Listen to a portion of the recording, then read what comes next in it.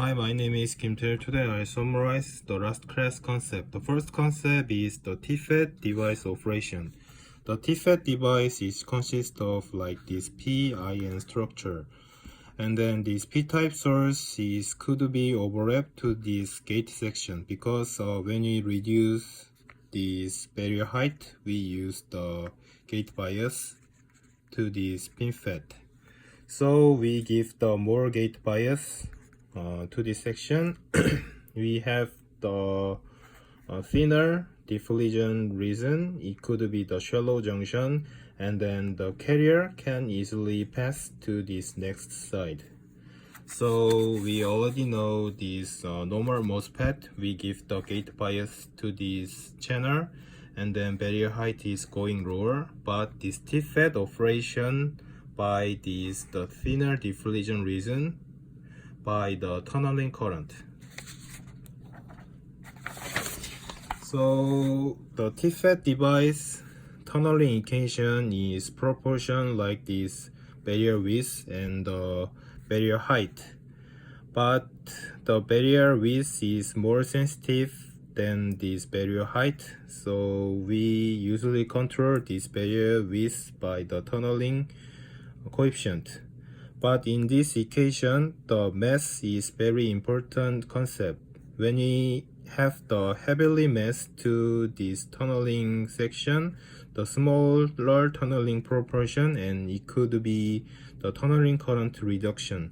So in this tunneling section, we have the low light mass to this concept, but the density of state view, we have the heavily mass. It could be the larger density of states. It means the accepted carrier area is bigger. So in this density of state view, we have the heavily mass to this section. So these two concepts have the trade-off in reason. So next concept is the indirect band gap in silicon and germanium. The silicon and germanium aren't great for the tunneling because the silicon and germanium have the indirect band gap. So in this graph, we can know the on current is getting lower by the indirect band gap. It could occur the energy loss, and then finally it can be the disadvantage to the tunneling. So we make this indirect band gap to the direct band gap. And next concept is the TFET lifetime. The tunneling transistor lifetime is longer than this field effect transistor. That is reason to the gate oxide section.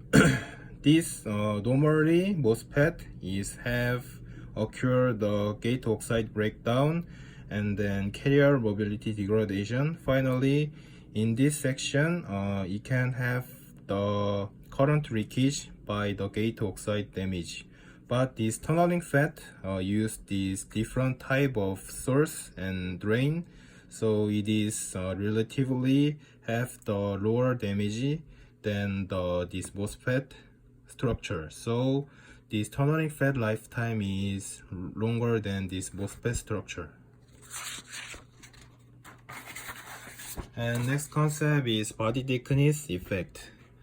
Look at this graph. We have the thinner thickness to this FET. It could be the great subthreshold swing, but the on current have going lower. So when you use the SOI structure, it could be the body thickness is getting lower, but it also occur the on current is getting lower. And then also the gate length is getting shorter to the tunneling FET.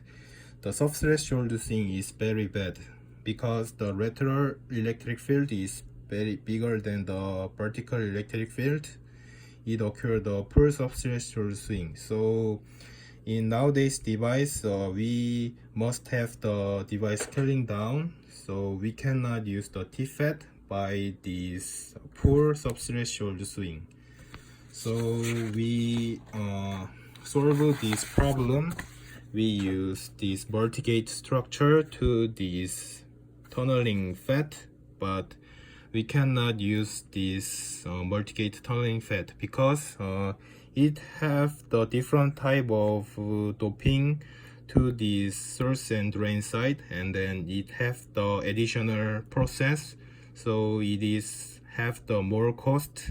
So nowadays we cannot use this TFET multi-gate structure in the nowadays.